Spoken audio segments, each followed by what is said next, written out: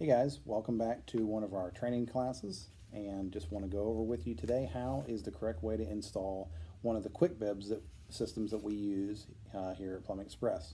So your QuickBib system, one of the nice things that comes along with it is a nice little instruction manual, so that way if for some reason you get out on the job and you completely cannot remember what this thing looks like and how it goes on, this is your best way to go about making sure that you get it the right way. Now, that's a great little thing that they have for you in English, and for those of you who need it, we also have it in Spanish on the other side. But just like I tell you guys all the time, when in doubt, get the instructions out, actually read them.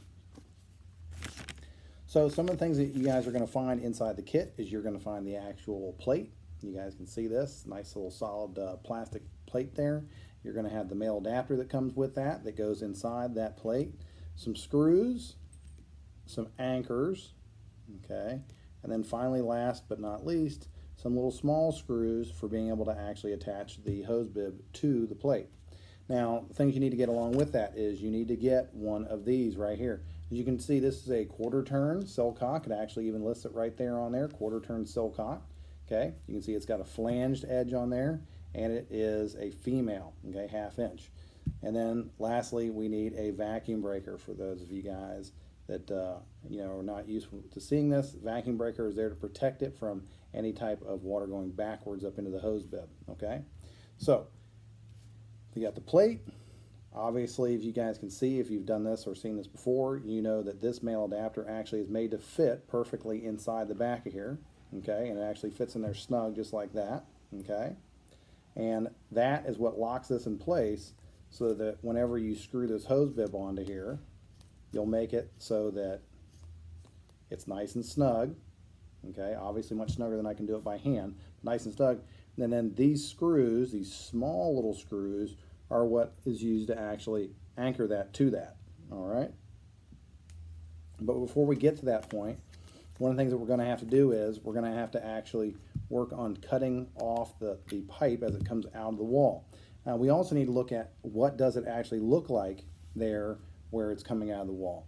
Because ideally what we'd always like to do is we'd always like to set these plates so that they are horizontal, just like this. If we have to, they can be vertical, but we prefer to see them all horizontal, all the same way on the house, so that there's no, oh, I wanted them all this way. Why'd you do a few like this and a few like this? No, we ideally want to put them all just like this. Now, every once in a while, we do get into situations where these will not go on at tub set phase or second rough-in phase. Sometimes you'll go there and there'll be a big hole that the stucco guys, or I shouldn't say stucco guys, but the block guys leave around the actual pipe, and just a piece of CPVC stubbed out of there. In that situation, we are not going to put that plate on there because there's nothing to attach it to. So what we're going to do is we're just going to go ahead and just leave it out, and whenever they come and do the stucco and everything like that, when we get to trim out time, then we're going to be able to go ahead and put the plate on there. One of the other things we can run into sometimes is if it is a solid piece of concrete and we have to do any moving of it any direction.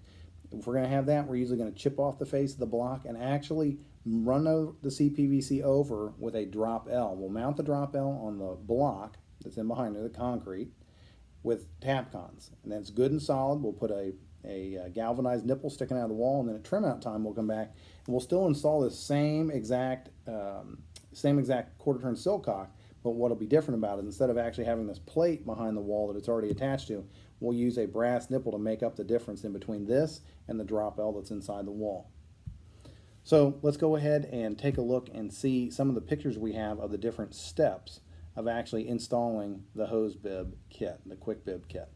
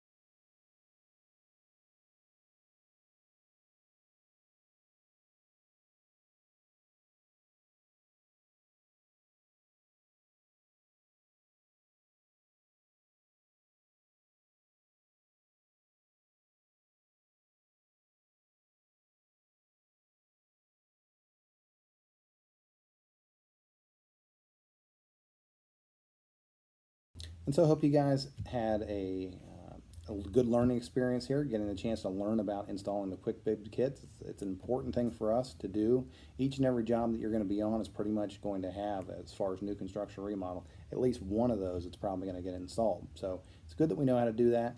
It's also something that, you know, the first time you're going to do it, it's going to take a little bit of time. You're going to have to work on learning exactly that distance it's going to get cut off, and then getting it glued on, making sure that you have that lined up. You know, don't forget, you know, one of the things about this is you can see it's got a specific shape to it, okay? You know, it's got that like hexagonal shape in there. You can kind of see it like that, almost like something we would see like on the nut that a socket would go onto.